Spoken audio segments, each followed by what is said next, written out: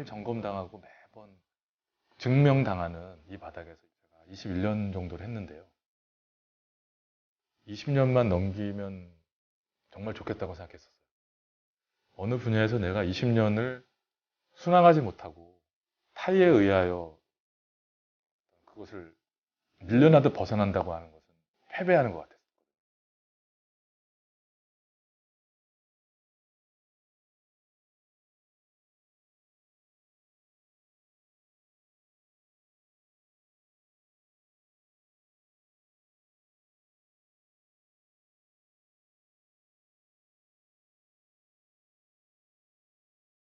네, 저는 배칠수라는 이름으로 21년째 지금 방송을 하고 있는 이형민이라고 합니다.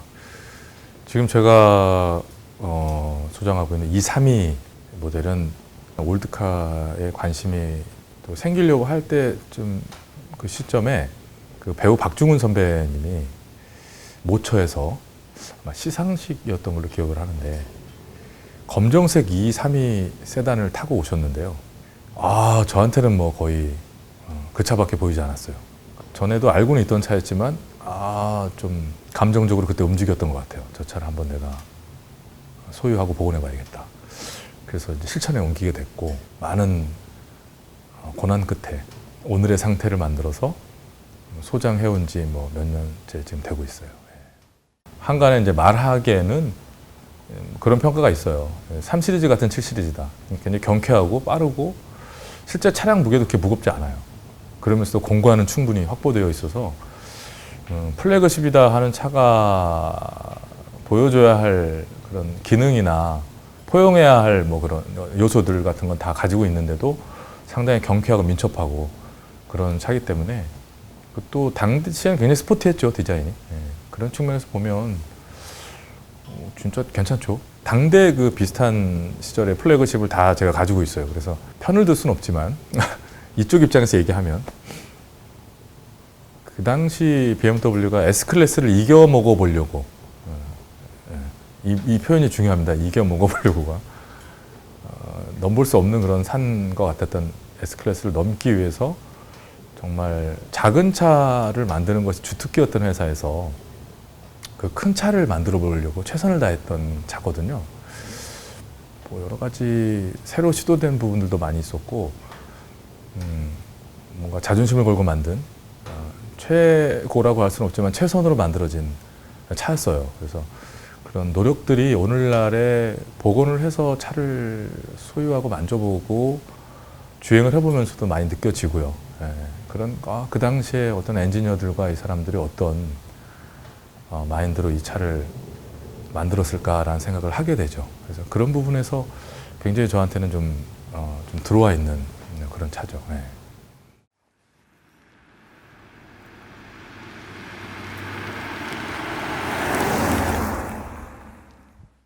고치는데 솔직히 힘들진 않아요. 사실 유럽 차들이, 특히 독일 차들이 굉장히 그 부품 수급이라든가 뭐 법적으로 뭐 단종 후 50년 주요 부품을 공급토록 되어 있는데 근데 구하지 못하는 부품들, 그러니까 주요 부품이 아닌 경우에 단종 처리를 하기 때문에 어떤 부품들은 멕시코 BMW 센터에 있는 거를 다시 독일로 땡겨서 받기도 했고, 그런 식으로 이제 제가 다 끌어와서 저 차에 다 붙인 게 되게 많아요.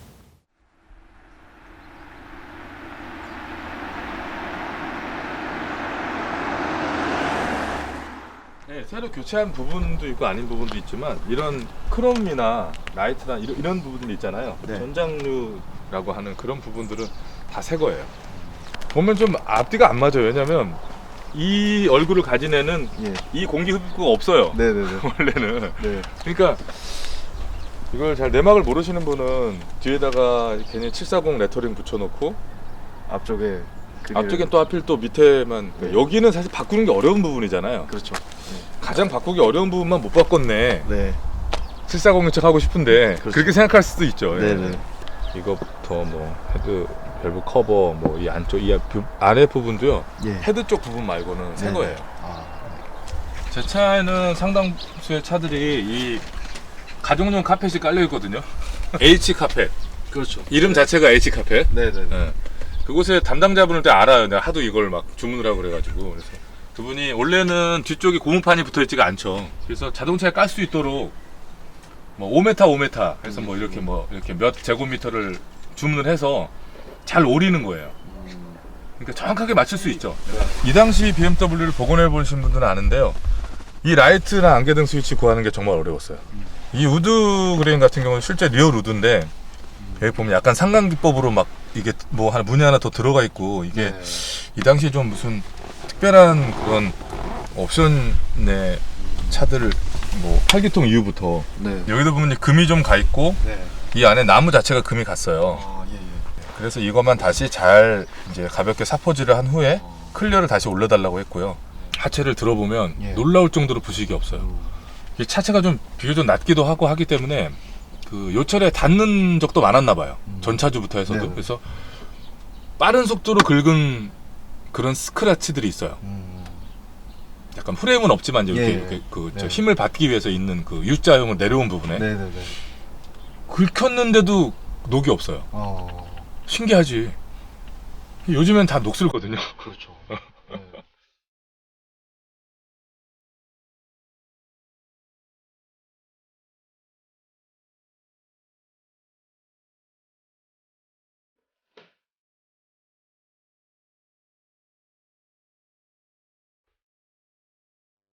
자동차라는 게 적어도 남자들에게만큼은 운반과 이동 수단 이상의 것이잖아요.